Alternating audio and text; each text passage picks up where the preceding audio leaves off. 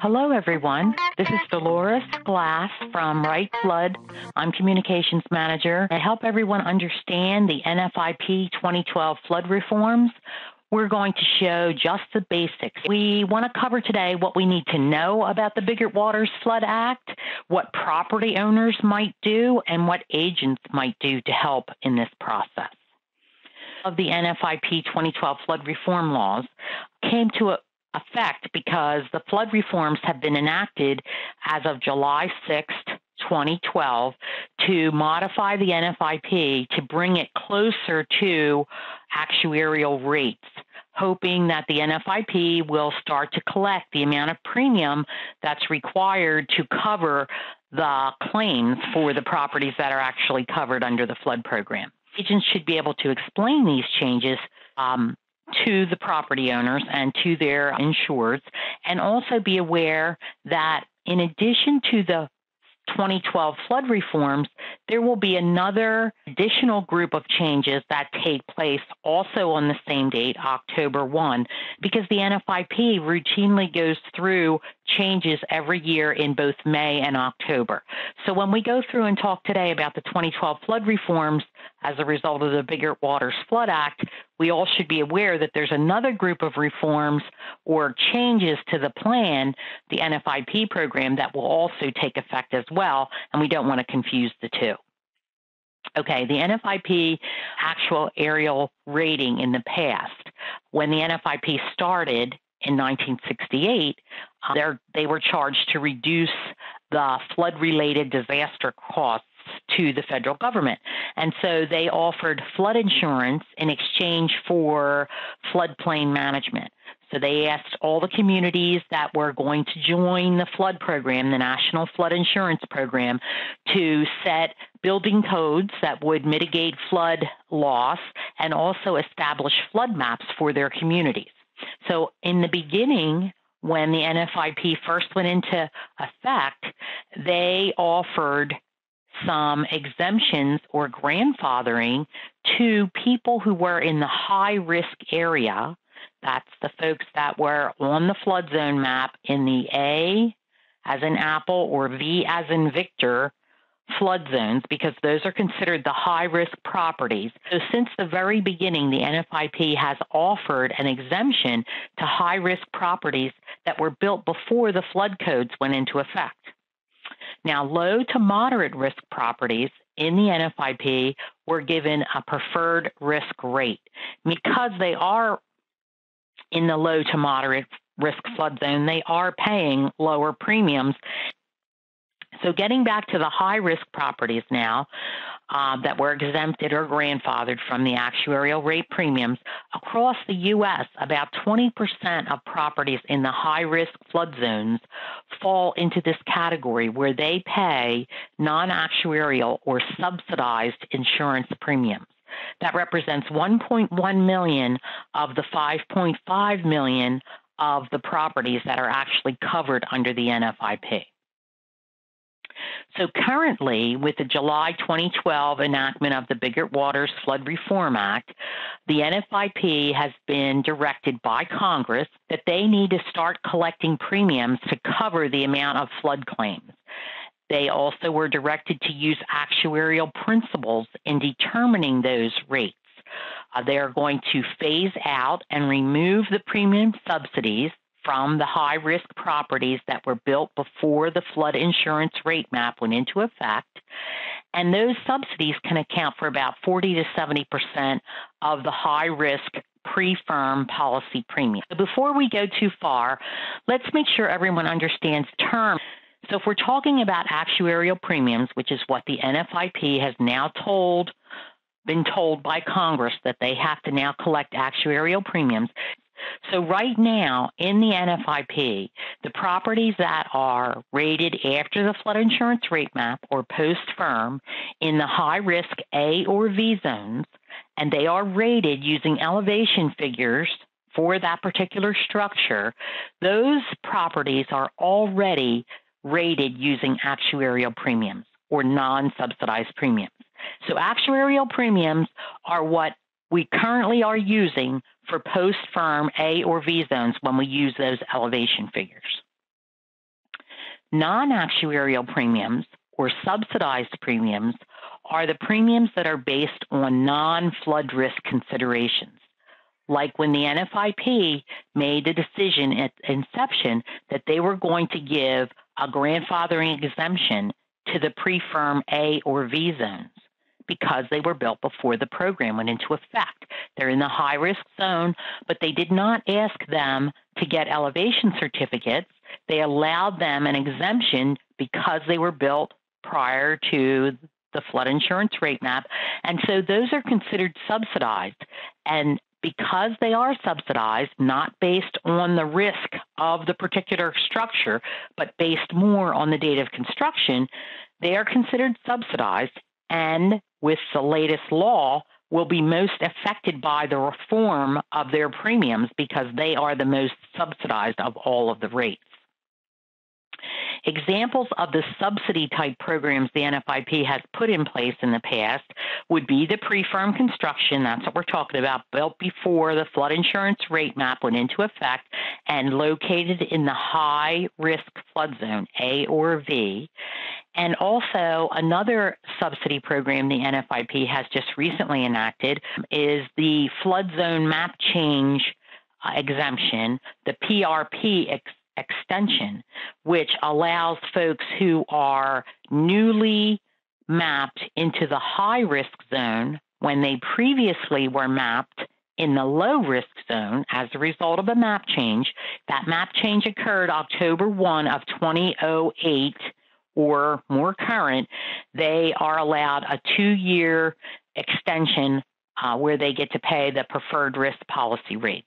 So that's another program, a subsidy program that the NFIP put in place in the past that now the new Bigger Water Act is saying we have to reduce these subsidies and get everyone to pay the actuarial rates based on the elevation of their property. And that's, again, only if they're in the high-risk zone, A or V. None of this relates to the preferred risk policies because preferred risk policies, those are properties that are located in the BCX zone. Those are not considered subsidized policies. They get a lower rate, but they get the lower rate because their property is located in the low to moderate risk zones. So in effect, it is a risk-based premium. Their risk is lower, and so their premium is lower. So preferred risk policies are not affected by the Biggert-Waters Flood Reform Act as far as the premium subsidies go. Now, we'll see them affected at some other point based on other changes that the NFIP may put into place, but they are not related to reducing the premium subsidies because the preferred risk policies are not considered subsidized policies. So what's changing as a result of the Biggert-Waters Act? Well, what is changing is that they're going to phase out the subsidies that relate to the high-risk properties that are now rated with non-actuarial rates, not risk-based rates. So the subsidies that are going to be phased out, these would be pre-firm properties in the A or V zone that are non-primary residences. As of January 1, we've already seen that starting to happen. All the non-primary residences, as of January 1, those folks are starting to see a 25% increase each year in their premium until they reach the full risk actuarial rate.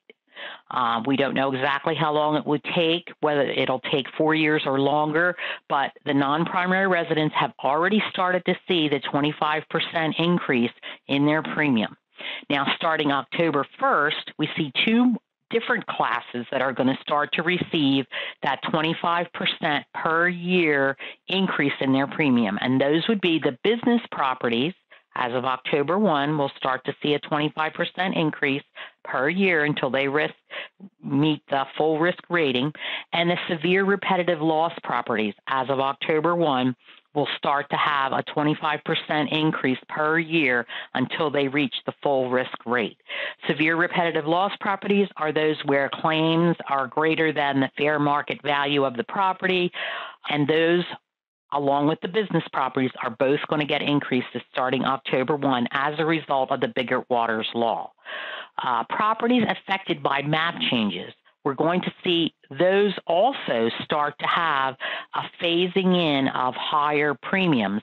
That will start sometime in 2014, and they're going to allow the mapping changes to be phased in at 20% per year over what appears to be a 5-year period. We're not sure if it'll really take 5 years because as the changes get enacted, they start to take place. We'll see how that goes, but that won't start until 2014. But properties affected by map changes will start to have an increase as of 2014 of 20% of the premium per year until they reach the actuarial rates. That's the phasing out of the subsidies that we see happening.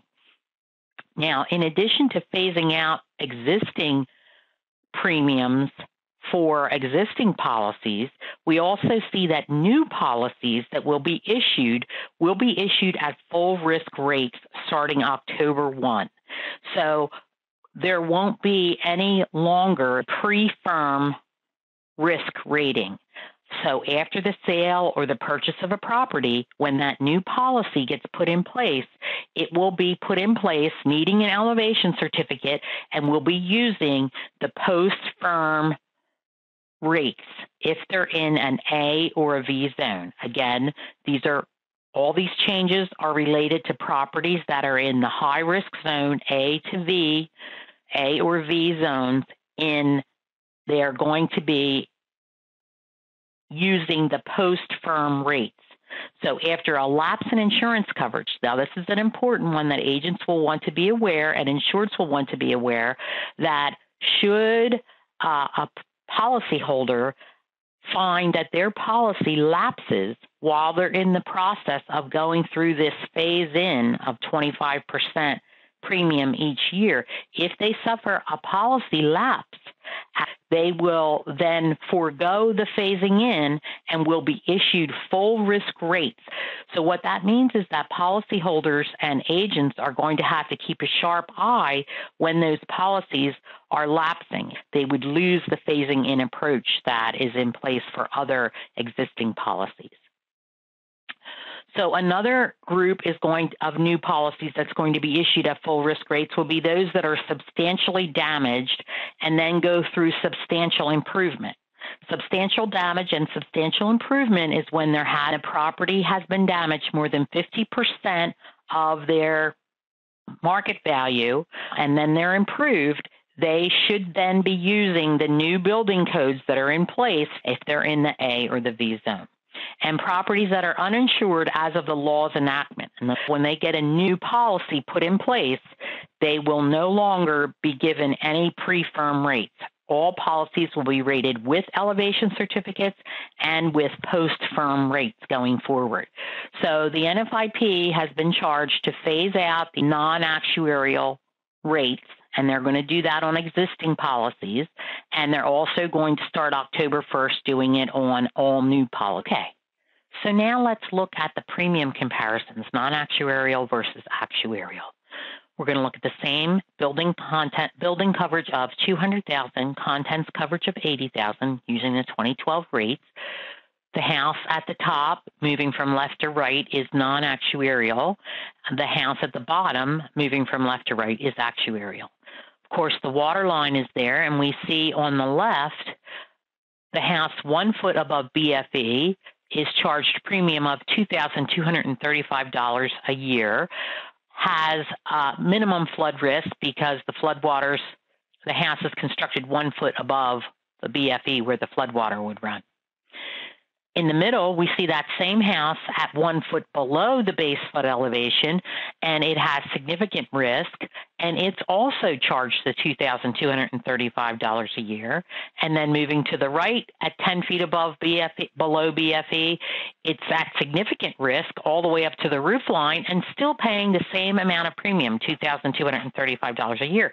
That's because it's pre-firm, and it has the pre-firm discount, and it's paying non-actuarial rates. So the rate of premium they're paying is not based on the amount of their risk. Now, moving to the bottom, we see with actuarial rates, that house that's 1 foot above BFE on the left, and it's paying $819 a year because it is in the high-risk zone, although it is built above the BFE. So then at 1 foot below BFE, there is a significant risk on this house. And so the premium that is based on the risk for the house goes up to $5,623 a year. And then moving to the right, we see the significant risk on this house that is built 10 feet below BFE and water risk up to the roof line, and their portion of an actuarial premium related to the risk of flooding for that house is $25,000 or more a year. So that gives you an idea how the risk of flooding should equate to the amount of premium. So what do property owners need to do, and what should they know about flood risk?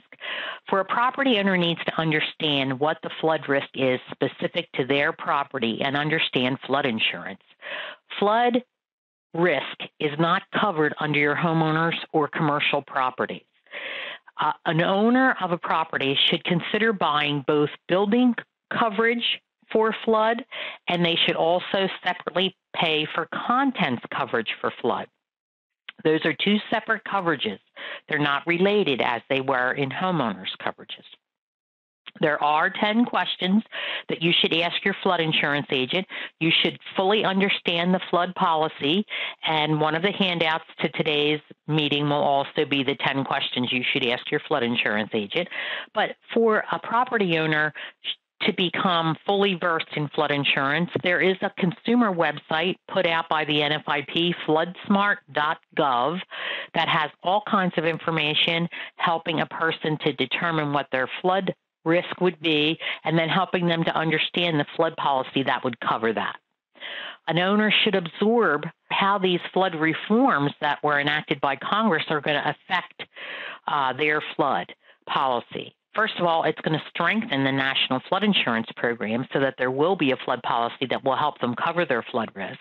It's going to assign premiums based on their individual building's flood risk, and so that's going to reduce the subsidies for a lot of properties that were paying premiums that were not directly related to their flood risk, and the subsidies will be reduced in the National Flood Insurance Program.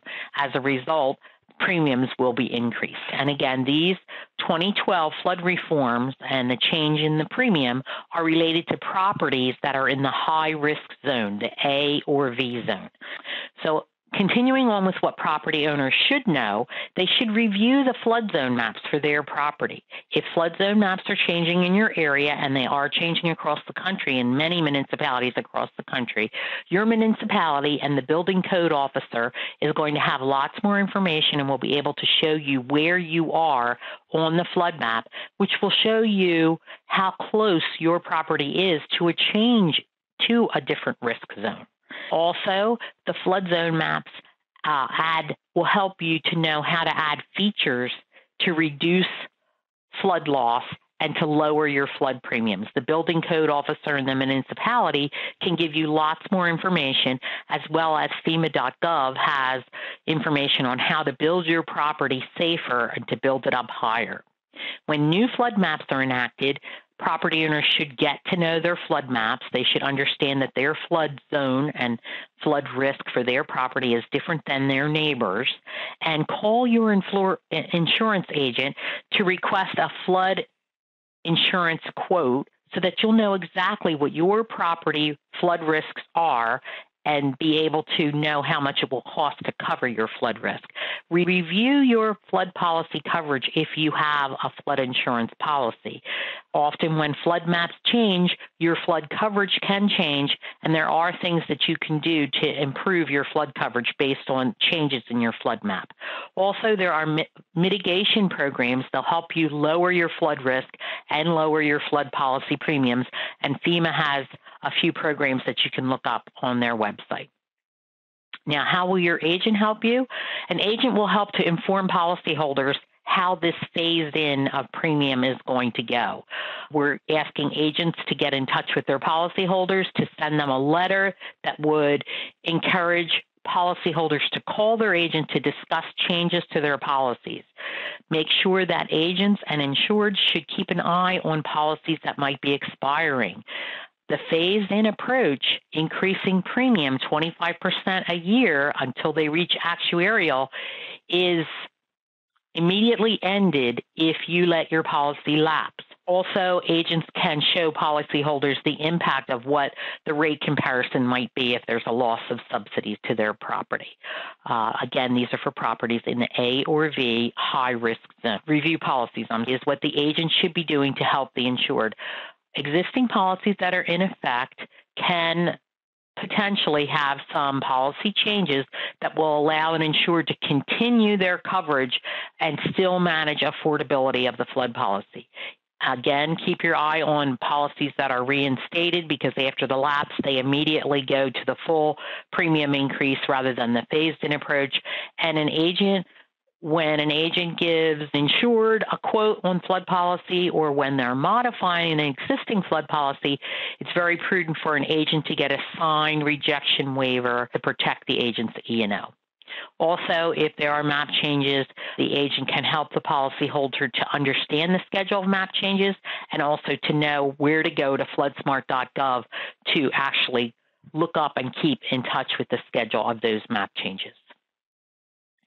So we've gone over the basics of the NFIP 2012 flood reform laws.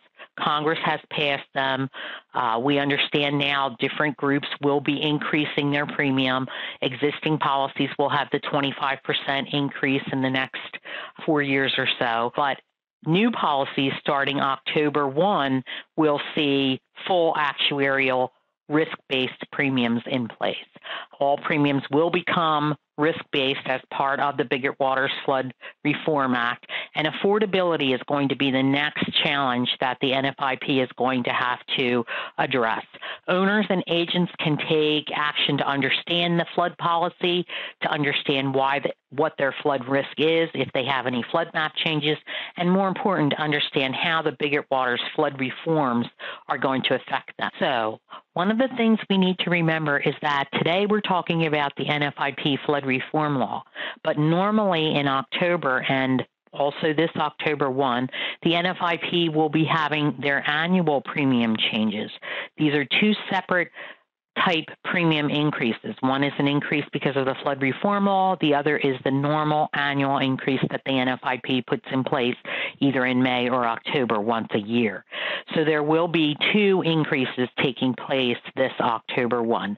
Wright Flood will continue to provide information to both agents and property owners about the upcoming changes to the NFIP, whether they're related to the flood reform law or whether they're related to the normal annual changes that the NFIP program goes on. There's lots more information available both on the Biggert-Waters flood reform law. There's a summary attached to today's presentation, and also there's information on floodsmart.gov to help policyholders understand flooding and understand the flood policy, as well as many resources available on FEMA.gov for flood mitigation. Again, our intention today is to provide some information about the NFIP flood reform law. I hope that I've been able to communicate clearly. If not, all disputed topics will be referred to the NFIP flood manual and the flood insurance policy for further verification. We would like you to visit our website at Wright Flood, www.wrightflood.com for more information, or if you'd like to find a flood agent, a Wright Flood agent, or to become a Wright Flood agent, please contact Flood Marketing at weareflood.com at that phone number. Anyone who would like permission to use this video or further information about flood insurance issues, please contact me there. Thank you very much for your kind attention. This is Dolores Glass for Wright Flood. Thanks again. Bye now.